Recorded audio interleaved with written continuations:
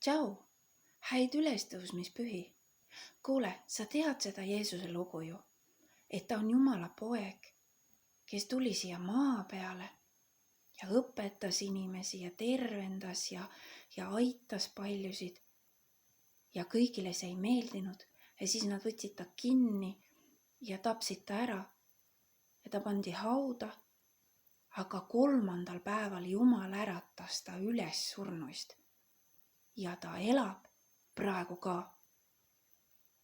Me oleme palju sellest rääkinud ja ühel päeval ma küsisin ema käest, et kuidas ma võin kindel olla, et Jeesus elab ka täna, kui ma ei näe teda ju.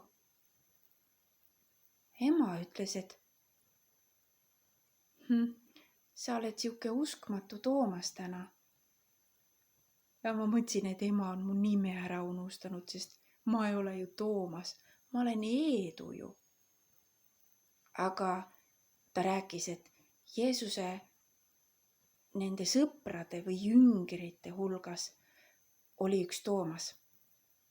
Ja kui Jeesus näitas ennast esimest korda oma jüngritele pärast oma ülestõusmist, siis oli siuke jama lugu, et Toomas ei olnud seal.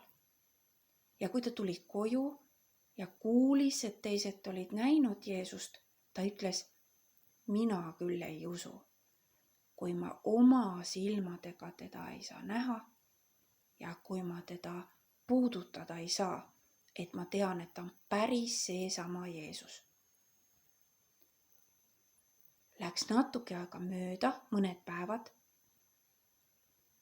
ja järsku, Jeesus oli nende keskel, seal kus nad olid. Neil olid uksed luukus, saad aru, aga Jeesus tuli ikka sinna. Ja ta ütles kohe Toomasele, Toomas, tule siia. Siruta oma käsi ja puuduta mind. Puuduta neid haavu, mis mul on.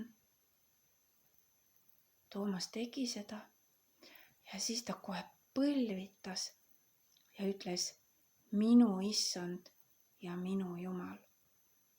Ja sellepärast, et Toomas ja teised jüngrid ja paljud teised said näha Jeesust ja rääkisid taga, sõid taga koos pärast seda ülestõusmist, et nemad uskusid, aga nad on rääkinud kõikidele palju edasi ja nemad jälle on rääkinud edasi.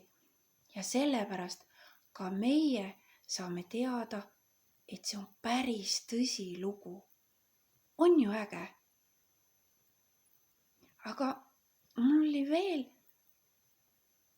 üks küsimus, et kus Jeesus siis praegu on? Kus ta elab praegu? Ema ütles selle peale, et Jeesus elab taevas Jumalaga. Et me väga palju sellest ei tea, aga see taevas on üks väga hea koht, kuhu me ühel päeval saame.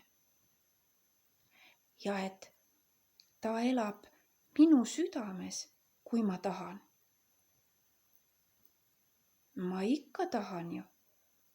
Aga ikka ma küsisin, et kus ma võin teada, et ta elab seal? Ema ütles, et küll sa saad aru, Jeesusega südames on eriline rahu. Ja et temaga saab rääkida. Ja ma räägingi taga. Alati, kui mul on mingi mure, siis ma räägin sellest talle. Ja kohe hakkab kergem.